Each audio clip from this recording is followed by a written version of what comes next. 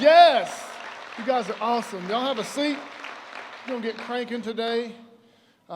Before we do, I'll just tell you a really quick story. Have you ever taught somebody something and then they got to call you on it? How many parents know what I'm talking about? Have you ever taught your kids something and then they caught you not doing what you told them to do? Anybody? So just me. Well, this will be fun for all of us. We had a all-staff meeting this past Tuesday, which is cool because now I'm kind of in this, Benet and I are in the stage where we used to have to bring the word of encouragement for the staff and then also handle all the details and all that stuff. So it's we're kind of, as we've grown staff, we kind of move away. So now we get to come in the staff meeting and be like the spiritual cheerleader. Hey, we're bringing the word, it's going to be awesome, you're awesome, God's awesome, yada, yada, yada. So on Tuesday, that's what we were going to do. Had unbelievable encouragement for them. So I come out super fired up. I'm excited. And basically, it kind of come down to this. I was noticing upstairs when everybody's working, how many of you in here are a task-driven person? You're very much about getting stuff done. You are a GSD kind of guy, GSD kind of woman. And I'm and your face usually communicates the intensity in which you're about to get that thing done. How are you that person? Okay, so I was kind of just up in the hallways doing my thing, and I was walking around one day, and I was passing multiple staff members who looked mad. You know what I'm talking about? And I was like, hey, how you doing? And they would look at me with the same intensity, I'm good. I'm like, are you happy? Yes. Okay. And then they'd walk on and do whatever they're doing. I'm like, wow, okay. So that went on for actually about a month. I was like, man. So I would just pass people, smile, and they were and they go on. Anybody ever caught you in the office and looked at you and said, smile, and you gave them that fake, and then go do what you got to do. So I thought, okay, so I'm going to help everybody. So I come in, and I got super encouraging words, and it's awesome. And so basically the gist of my encouragement to them is hey, it's really hard to smile if you don't become a smile. And I was talking about the joy of the Lord is our strength and all this stuff. And we were laughing and cutting up. And so I said, so what we're going to do as a team is we're going to have a phrase to communicate to each other that, hey, maybe right now in your life, your face is not lining up with what you feel inside. So what I want you to say is when you pass somebody in the hallway and they look like they're going to murder somebody instead of move the kingdom of God forward, what I want you to look at them and say is I want you to say, that face though. Have you ever heard that phrase? Okay, so so you can adopt this if you want to in your own home, in your own company. If somebody's walking inside your home and they look like they're about to go kill the cat or something, they're just really intense, you can just go, hey, that face though. So on the count of three, everybody say it to me. 1, 2, 3.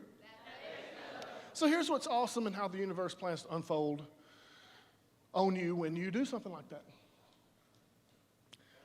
I was at the University of Auburn yesterday. Kickoff was 6:30. It's hot. And when I say hot, there's no breeze in the stadium.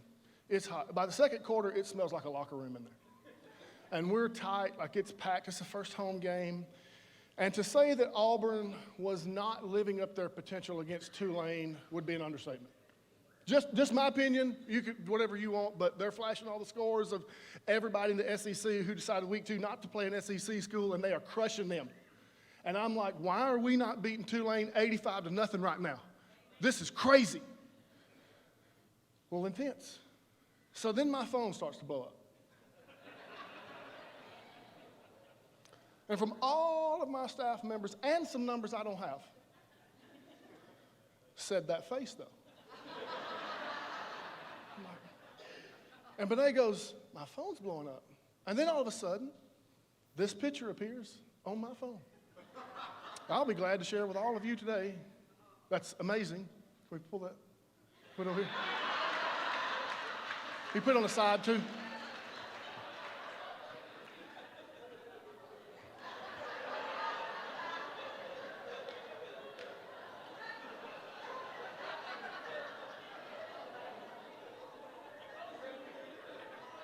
I promise the joy of the Lord is my strength too. Look. And if you ever want to know as a dad, does it flow down, just look. And look at the number 2 person in our family who is the most smiling person I know on the planet. Look at that. And then my beautiful daughter who looks like she's on assignment to assassinate somebody at some, we, woo! That face though, for the entire globe to see. Like, I heard it's like 15 seconds of that. I don't want to know what the commentator said. I don't want to know what, but here's what I'm just sharing with you. Be careful when you're real fired up about teaching somebody something. Because the Lord has a real cool way of humbling you about, yeah, that face though. So you can go ahead and take that down if you'd like to. Make that disappear. Woo! I really do love Jesus, but right in that moment, he was real hard to find. I was so upset. Oh, so upset. Well, I appreciate we won 24-6, but we should have won 100-0 is what we should have won. All right. Everybody say Jesus. Okay, so before we get started, I do want to announce something. I want to ask my beautiful wife to come up on the platform and help me now that we've all made fun of me, because it is absolutely my fault. We have this really cool thing coming up called Baby Palooza that is kind of the heart birth of Anna, our community and missions person and event persons and lots of other persons that she does. And we have the opportunity to sow into, take care of, love on moms in our community that may or may not be able to have a baby shower. Everybody say baby shower. So I wanted Benet to share some stuff about what it's like, the heartbeat behind it, what it's like to be there. And then honestly, after that, I'm going to ask that we all sow into it so that we can provide a baby shower for a lot of ladies in our community. Well, first of all, I want to honor Anna because she has done an amazing job of making our community feel loved. Last year was the first year that we did Baby Palooza. Ivy and I were there, and it was beautiful. So I want to give you a look into what that is if you've never heard of it before. Did you come up with this name, or is this just something people do? You came up with the name? The team came up with the name. Awesome name, Baby Palooza. So we put out last year just something on Facebook and some different agencies across the community and said, if you know any mom that is expecting, any woman that is expecting a baby and will not be able to have a baby shower or they have needs, would you please send in an email and information about them? Well, it took about a month and a half, and we finally got 10 names. Well, we come to understand after communicating with some of the women last year, they really didn't know what to expect. Are they coming in to be preached at? Some of them were single moms. Some of them had been pregnant multiple times, so they were already feeling some condemnation and some insecurity, so they really didn't know what to expect coming in. But it was an amazing day. We had 10 moms. What we do is we set up a baby shower environment for each one of the moms. They're asked and invited to bring in maybe 5 to 10 or something like that of their family members. And they come in with them, they sit around them, they have a special seat, they're seated like a queen. We have snacks and all kind of different things like that. And then they're given gifts. They're able to say, these are some needs we have. They may need a baby bed, they may need a car seat, they may need diapers, they may need just whatever it is that they're needing. They put that down, and then we all surround them, love on them. And there was so many amazing tears. There was so much hope that was restored. It was absolutely beautiful because we do want to honor them because they didn't have to choose life. Yeah. You know, no one has to choose life. The government has given us our rights, not that those rights are biblical rights, but they did choose life, and we were so proud of them. I shared my story with them about having abortions before we were married and how proud I was of them, just encouraged them. And I loved how Anna's team and everybody that was there, you guys just made everyone feel so loved, so special, and so welcome. So this year, we put it on the schedule to do it again. She put it out, and within 5 minutes, she had over 18 names, so she had to pull it down because she had set herself a budget. She was like, oh, my word, you know. Well, now she has a goal of 30 moms. And so we're going to spend $300 on each mom to make sure that they're started out at the beginning of as soon as they bring their baby home with everything that they need. But more than that, that they feel the love, the acceptance of their Father in heaven. So Anna, again, I'm so proud of you. I love what we do. We have registries set up at Target, at Walmart, and Amazon. So you can go online, and Ivy's going to tell you more about that. But there's nothing better. If you've never signed up for a community event, this would be an amazing community event to sign up for. We're going to have 3 people assigned to each mom, just so that we can help them, serve them, go get their cake, their cupcakes, whatever, their punch, help them pack up all their gifts, and just that they feel for one moment everything is about them, and they feel overwhelmed with God's love and God's presence. Isn't that a beautiful thing?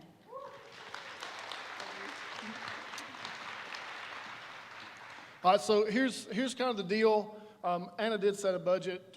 We're going to blow that budget out of the water at 30 moms, but there is a waiting list to come to Baby Palooza here. So what I want you guys to do, we did this in first service, so what I want you guys to do, you can give electronically, you can give by cash and you leave, you can give on the iPads. There's a bunch of ways, but here's what I want you to do. It's $300 per mom. There's 30 moms. That's $9,000. So on top of whatever you decide to tithe today, if you feel so moved, we would love for you to give so into this Baby Palooza so that we can absolutely, with no agenda, now this is just kind of our heartbeat, no agenda, just love on people that need to be loved on. But if you want to go and shop, you want to go to Target, you want to go to Walmart, and you want to buy baby stuff, how many ladies in here? Okay, you guys go do that. Us guys don't really know what that looks like. I told everybody in the first service, hey, go buy the little prison gates for the kids. and like a bunch of ladies was like, no. I was like, they don't need prison gates. I was like, well, they don't need gates at all. So I'm not going to tell you what to buy. You know what they need. So go and do that, and we're going to have a really good time. If you want to sign up and be a part of that event, see Anna. You can also email her. So everybody say, dope. All right, so we begin a new series entitled Design. Everybody say Design. Super excited about this series because we're going to go through a journey. We're going to talk about evolution. We're going to talk about intelligent design. We're going to talk about creationism. And then week 3, is that right, JP? Week 3, JP's going to be here. And what? There's going to be student takeover. He's going to communicate some really cool stuff. The students are going to be running the show. So we're going to get to look into our legacy, what will one day be. You'll get to see all the students do what they do very, very well. And he's going to communicate to you kind of what they're struggling with and where they're at and why it's so important for us to empower, encourage, love on the next generation. So this whole series is pretty dynamic. It's pretty great. But if you're new here, you're logged in, or you've been here a while, you may or may not know this.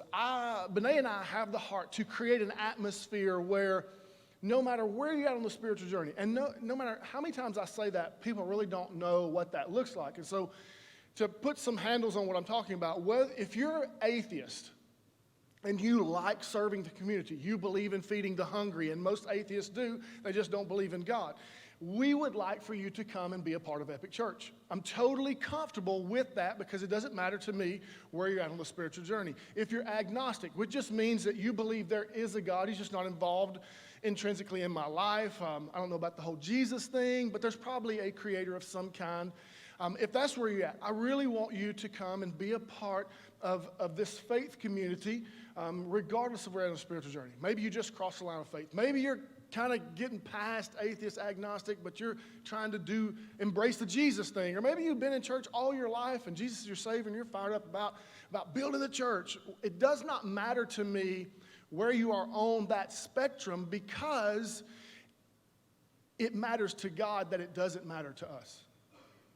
Here's what I mean by that dichotomy. Everybody matters to God, and sometimes people don't feel welcome in a church because certain things matter to us that shouldn't matter. And so we're going to be the place that is okay with having conversations that typically make Christians uncomfortable.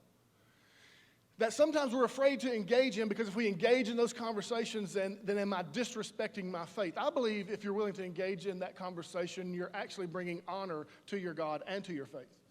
So we're going to have a conversation about evolution. We're going to have a conversation about intelligent design. We will have conversations about homosexuality. We will have conversations about racism. We will have conversations in this environment because it's the place you should have them. And when we do, here's what I want to happen. I want the conversation that I have with you causes you to go have one with your family or your friends and kind of get out of the place that it's not that you feel safe in, but that you've built these walls around and you're afraid. Sometimes you're just afraid. Christ followers are just afraid. If I engage in these conversations, what if check this. So all my people in here who like don't believe yet or logged in don't believe that, here's why some Christ followers don't. What if what I believe is not true? Now that may sound very weird coming from somebody like me on a platform like this where I'm supposed to be reinforcing the fact that the Bible is true, which I wholeheartedly believe. But a lot of people want to engage in those conversations because you're not sold on the fact that what you believe is actually true. You're sold on what grandma said. You're sold on what mama and them do. You're sold on the environment. But you come right down to it. If somebody were to like engage in a serious conversation about why do you believe that God created the planet? Why do you believe that Jesus is the only way? Why do you believe what you believe? A lot of us don't want to engage in that conversation. Here's what happens. In fear, I might lose. I might lose the argument, which could damage my faith. So here's the first thing I'll tell you. I don't engage in conversations about evolutionism. It's actually Darwinism. I don't engage in conversation with atheists. I don't engage in conversation with agnostics. I don't engage in conversations with Muslims, Buddhists, to win an argument. Here's the first thing you need to understand. So I'm talking to all my like Jesus people in the house and those who are logged in. Never engage a conversation, an intellectual assent to win the argument. Because the goal is for somebody to embrace the kingdom. Let me tell you the first thing you cannot do when we're searching out spiritual things. You cannot embrace the kingdom intellectually. So right out the gate, if you're like, and I'm super smart, I can win the Jesus argument, you just lost.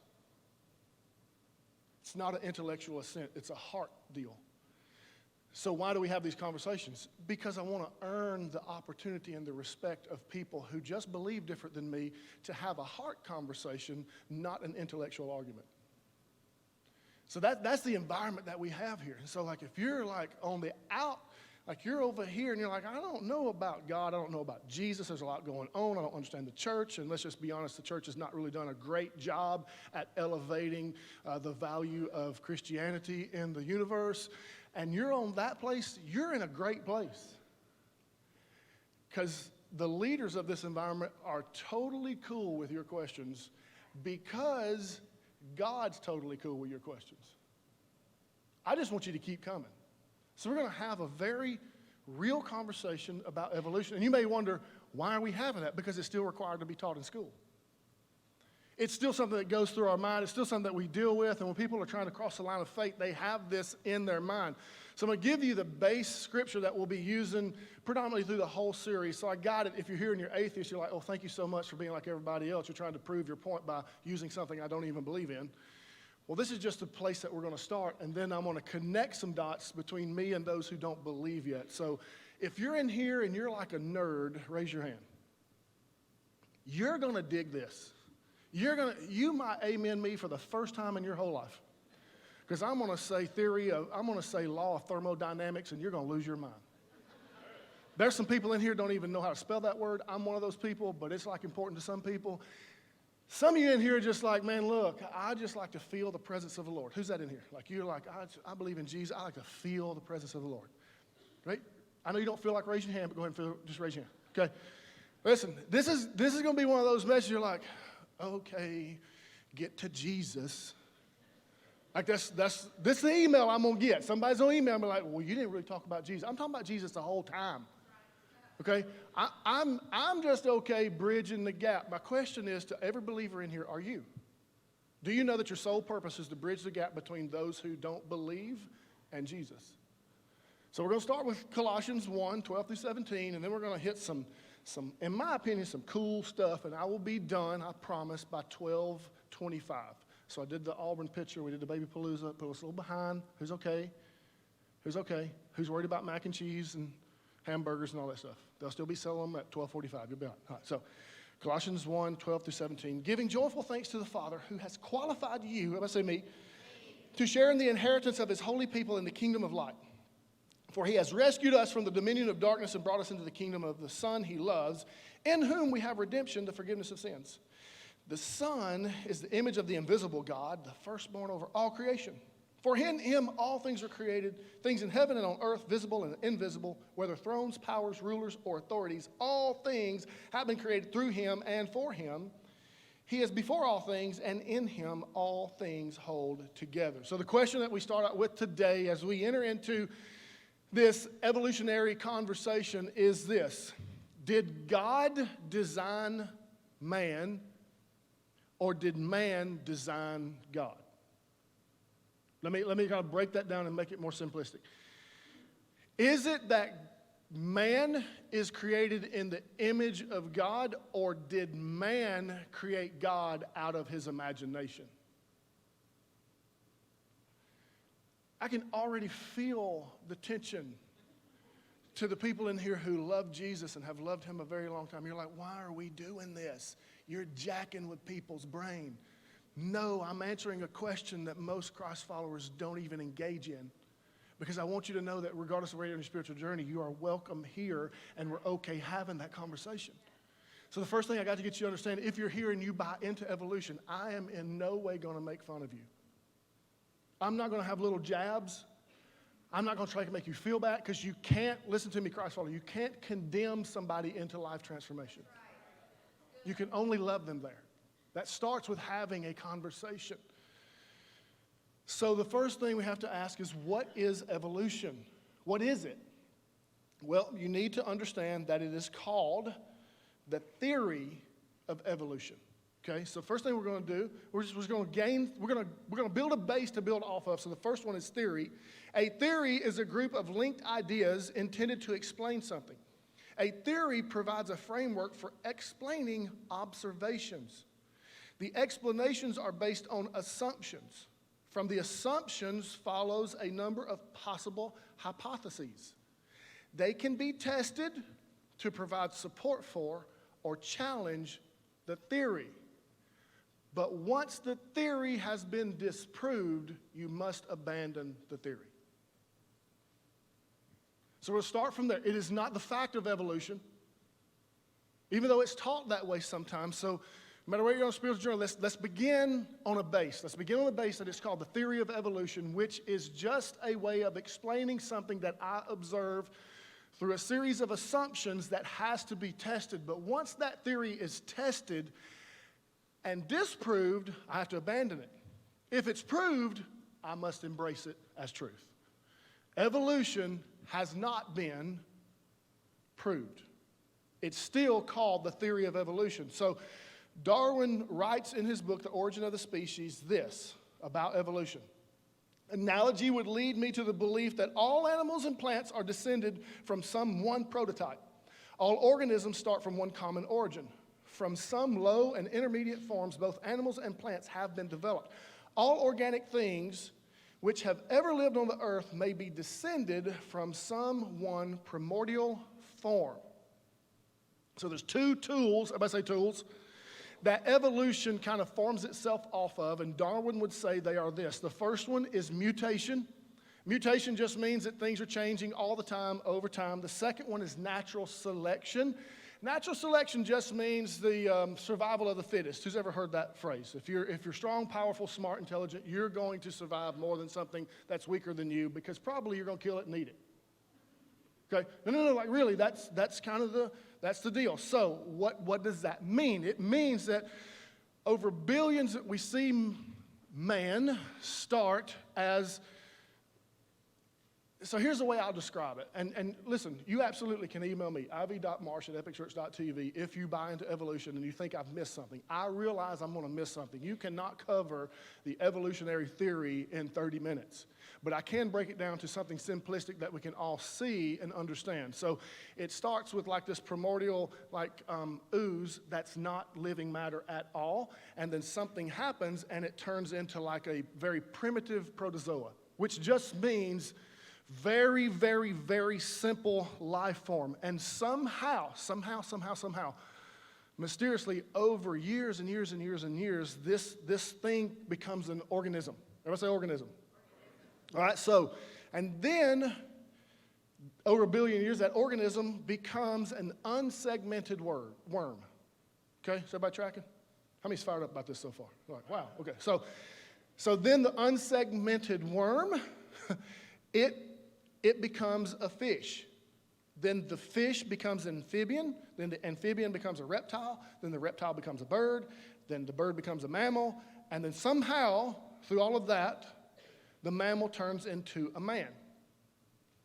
At its most simple form, that's exactly what evolution is teaching, saying, and asking people to buy into. Yes, email me, I got it. But that, at its simplest form, that's it. And it's taught in schools still to this day. But we got to understand the base that we're having the conversation is it's the theory of evolution, not the fact. So if my invitation to you is you're like, that makes you comfortable, then we'll have a conversation with the theory of intelligent design. And if it's okay with you, then we'll say the theory of creationism. Whatever it requires for you to come back and engage in this conversation and know that I'm not trying to be right. I'm just willing to pursue truth wherever it takes me, regardless of how it makes me feel. Okay?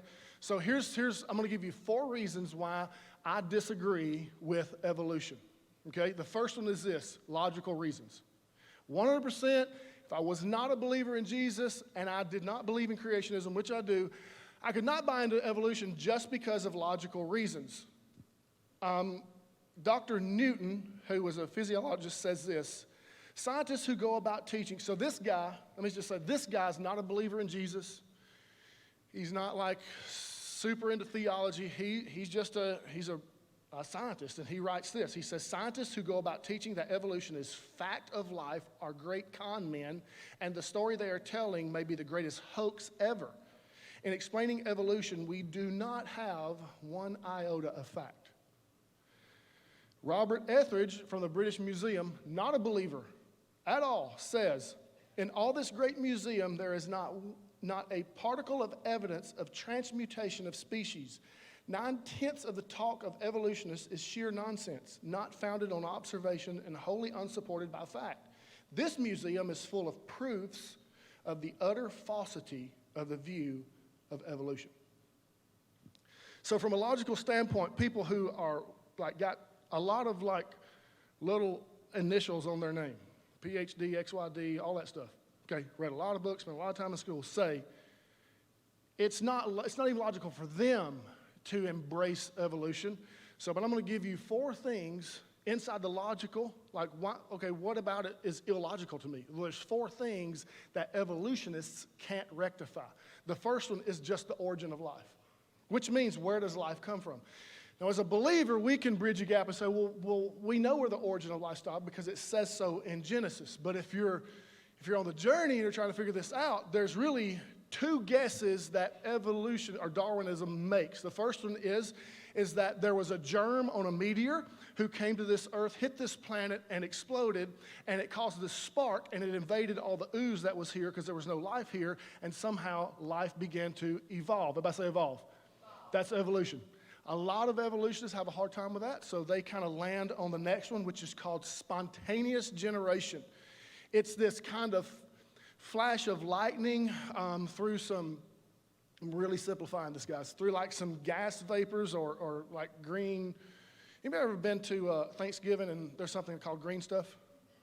Everybody know what I'm talking about? It's that pudding-looking stuff with some nuts in it. So you took the nuts out and you were just looking at that. You know, how many know it's not alive? Or how many like it might be? Okay, so really that's what there's like this stuff and light hits it and boom, it creates life. Notice I said boom.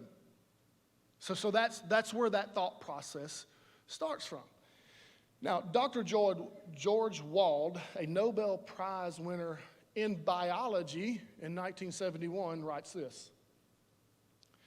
Not a believer whatsoever. There are only 2 possibilities as to how life arose. One is spontaneous generation arising to evolution. The other is supernatural creative act of God. There is no third possibility. Spontaneous generation, that life arose from non-living matter, was scientifically disproved 120 years ago by Louis Pasteur and others. Listen to what I just said. Spontaneous generation evolving to life, the theory of evolution, was disproved 120 years ago by Louis Pasteur. Remember what I said? If the theory is disproved, we have to abandon it. So why hasn't science abandoned it? Listen to what he says. That leaves us only with one possible conclusion, that life arose as a supernatural creative act of God. I will not accept that.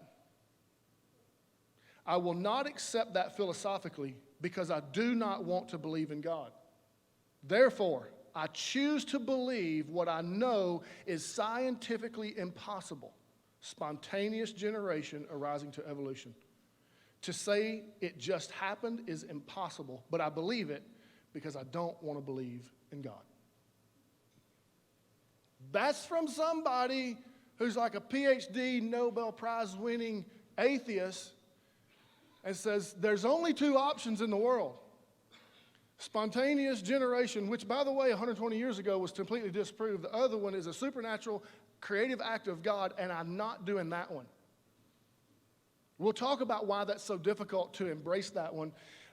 So my first reason is they can't bridge the origin of life. The next one is something called the fixity of species. It just basically means categories of life are categories of life. One species cannot evolve into a separate, different species. If you take a fruit fly, who's ever seen a fruit fly? We feel like they evolve. How many know they just appear in your house out of the banana and you don't know how they got there? You're like, I'm pretty sure that's a real strong argument for evolution because I don't know how they got here. So they appear, okay? Well, if you took the fruit fly and shocked it with lightning, it's never going to become a June bug. Now listen, I'm not making fun. I'm just saying that's what evolution says. That given enough time, enough pressure, enough chaos, order appears out of the chaos, and one species can evolve into a completely different species. Some people will say, well, what about the Nebraska man or the Piltdown man? Now, if you're a super science person, you know what I'm saying. If you don't, you're like, I don't even know what that is. Doesn't matter to me. But those two things were supposed to be the missing link. How many of you ever heard that? We got to find the missing link. We got to find the missing link. We got to find the missing link. Well, both of those were found out to be a complete hoax and a figment of people's imaginations. One was derived they found a tooth, and some guy in his imagination said, oh, this is probably what that looked like, and they built this frame of plaster of Paris bones and said, look at there's what it is. Totally imaginary. Listen, here's what I think. I don't think we're missing a link when it comes to evolution. I think the whole chain is messed up. I don't, it's got so many holes in it that it takes, listen, here's what's so crazy to me. These people say they've outgrown faith. I believe it takes way more faith to assume that's how it happened than some other alternatives. So the next one is, just from a logical standpoint, something known as the second law of thermodynamics. One. I had one at 9 o'clock too. It was like, okay. So the second law of thermodynamics is that energy is not destroyed, however, it begins to wear down, run out, and disintegrate over time. Please don't email me. That's like a real dumbed down version of the second law of thermodynamics. If I was to just make it a real simple definition, it's things left to themselves. Things left to themselves collapse, deteriorate, grow old, and die sooner or later. That's the second, Now you say, well, how do you know that? Well, everybody go look in the mirror. Let's just get super practical. How many of you really want to believe? Because here's what evolution believes. Hey, just leave it alone, and the energy will rise, and it will become collectively more intrinsic and produce something greater than it was. How many of you know you can't sit on the couch and become better? How many of you know things start to sag with time? I mean, I want it to be true. Let me eat all the Twinkies and sit on the couch I want to. Wake up one day, I got muscles. I mean, that would be the greatest news ever. Listen, I'm not making fun of your buy into evolution. I'm saying logically, let's just have a conversation about what's being said. The second law of thermodynamics, and it's a law in the universe, and evolution goes directly against it. What's the next one? The non-physical properties found in creation. Non-physical means the things I can't touch that exist in creation inside a human. How many know there are things you think, feel that they're non-physical? So like, what are you talking about? I'm talking about things like the love of music, art, beauty, hunger for the purpose of life, hunger for worship, hunger to wonder, is there something bigger than me out there? If we all evolved from ooze, that's not there. Doesn't exist. Evolution can't explain, literally cannot explain why that exists inside a human being. I have a reason. We'll talk about it in Intelligent Design Week, actually. Because for me, if you're here and you believe in evolution, the bridge, the legitimate bridge is let's just have an honest conversation about intelligent design. I'm not asking you to believe in Jesus yet. But let's look at the theory of evolution for what it really says. So first reason is logical. I gave you 4 categories underneath and why it's not logical. The second reason is this, moral reasons. Everybody say moral reasons. If there is no designer of life, then it all comes down to the survival of the fittest. That's it. What does that mean? It means that evolution is morally fatalistic. It's morally fatalistic. You know, most everybody here remembers or knows of some group called Nazis. How many remember those people? Okay. One of the foundations of the reason they took off was because they were built on evolutionism or Darwinism. They were big proponents of it. And so what they did was they identified a race that was the perfect race. They elevated it, and in nobody that met that standard, they thought to themselves, we will speed up the evolutionary clock and we will kill every person that does not measure up to this standard, which is weird to me because the leader of this organization, of this movement, did not look like any of those people. Thank you. So when we just start talking about why don't you believe it? Because logically, it makes no sense. It's morally fatalistic, and it will cause chaos. It doesn't bring order to chaos. It causes chaos where there's supposed to be order. And you're left with, I'm bigger, faster, stronger than you, therefore I have the right to kill you because you shouldn't be here. It's the basis as to why abortion is so easily passed. We first started the run with abortion is, that baby might have a defect, you should abort it. How many moms have heard that, decided to choose life, and it came out fine? Just because there's a defect doesn't mean it's not deserving of life. But that's what evolution does. It's morally fatalistic. Last but not least, yes. If you're in here and you're atheist agnostic and you're like, I know you're going to get there. Yes, I have to admit, I'd reject it. I don't agree with it because of theological reasons. And sadly, there are people that call themselves Christ followers who say, I believe in evolution and I believe in the Creator God. You can't have your cake and eat it too on that topic. There is no gray area there. He either did or he didn't. And look, this is not about me being right. Please hear my heart, especially if you're here and you got invited by somebody you're watching. And I hope everybody shares this because this is a conversation that needs to be had in the minds of our teenagers and our college students and some adults. I don't want to be right. I just want us all to be willing to pursue truth, regardless of where it takes us. And this conversation was disproved 120 years ago, but yet it's still around. Why is it still around? Because it gives us the ability to live life on our own terms. It gives us ability to disingenuize the existence of a God, because if there's no God, then I'm God. I'm the decider of my own fate. I can do what I want to, and my truth is just as relevant as your truth. And if I choose to kill my child in utero, that's okay. If I choose to have genocide, that's okay, because all I'm doing is speeding up the evolutionary clock. Now, I know you may be here and you're like, no. That's a fatalistic view of it. And the truth is, you may say this to me, the truth is, I've seen terrible atrocities through the voice of religion, and I would say, you're absolutely right. There are a lot of black eyes on Christianity through all of history, and I know them all, and I've read about them all, and I've studied them all, and every one of those ended up in a selfish view of Christianity to give them power and opportunity to rule. That is not God's heart. And so Christians, we got to be willing to have a conversation when the atheist brings up the atrocities that Christianity has produced in the earth without being offended. And look at them and go, you're right. And then take personal responsibility and move on through the conversation. So I want to end where I started, in Colossians 1, 12 through 17. Oh, man, I'm 10 minutes early. Giving joyful thanks to the Father who has qualified you to share in the inheritance of his holy people in the kingdom of light. For he has rescued us from the dominion of darkness and brought us into the kingdom of the Son he loves, in whom we have redemption, the forgiveness of sin. The Son is the image of the invisible God, the firstborn over all creation. For in him all things were created, things in heaven and on earth, visible and invisible, whether thrones, powers, rulers, or authorities, all things have been created through him and for him.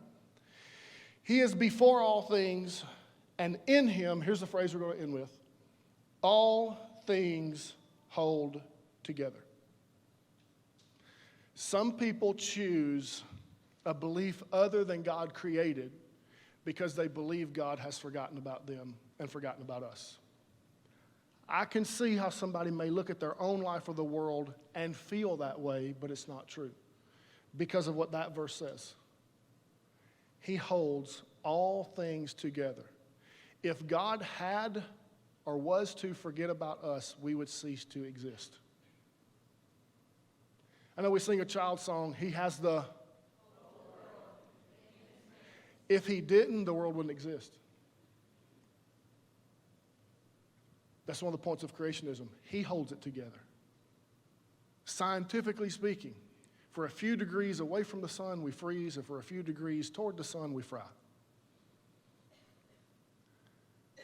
At some point, we look at the human body and go, everything that has to fire simultaneously just for us to breathe, can that happen by chance?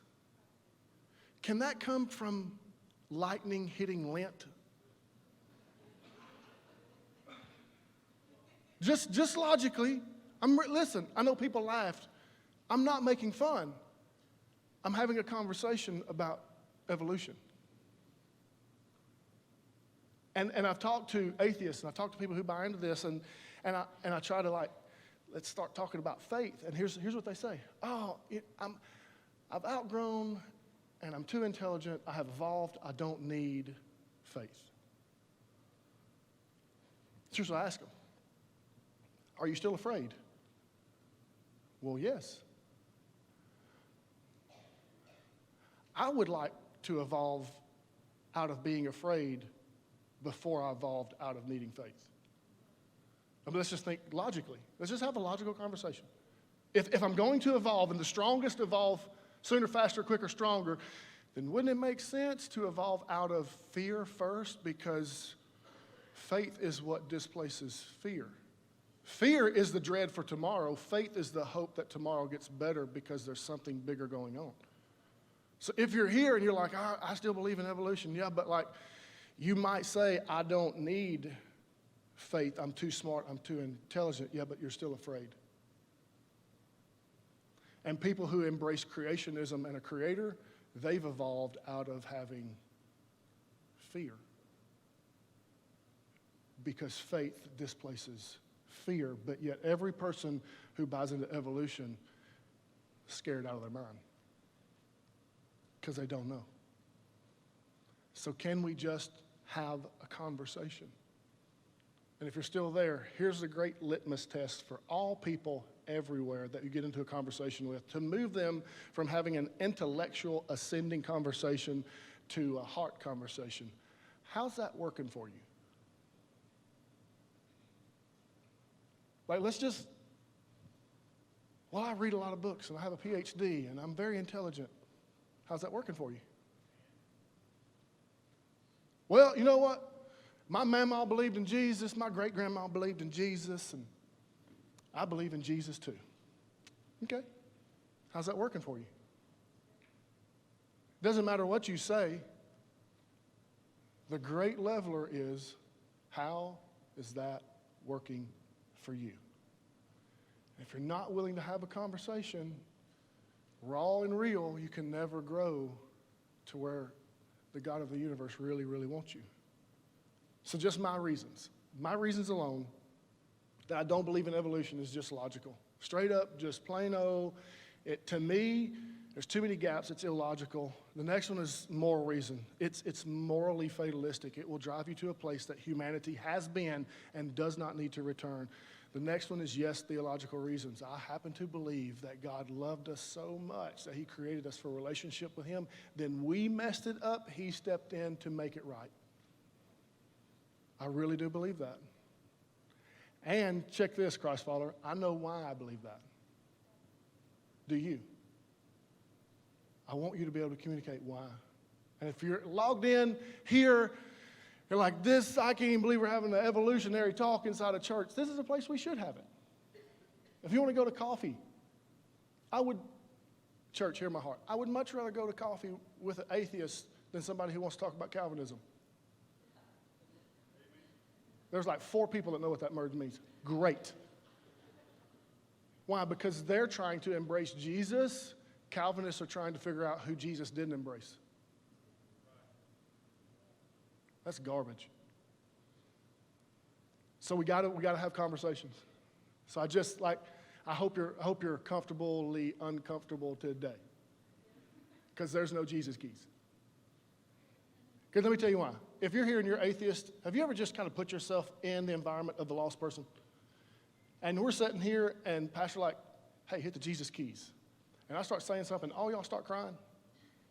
You ever just backed off and looked at that room as somebody who's like doesn't know what's going on? What are y'all doing? Why are you crying?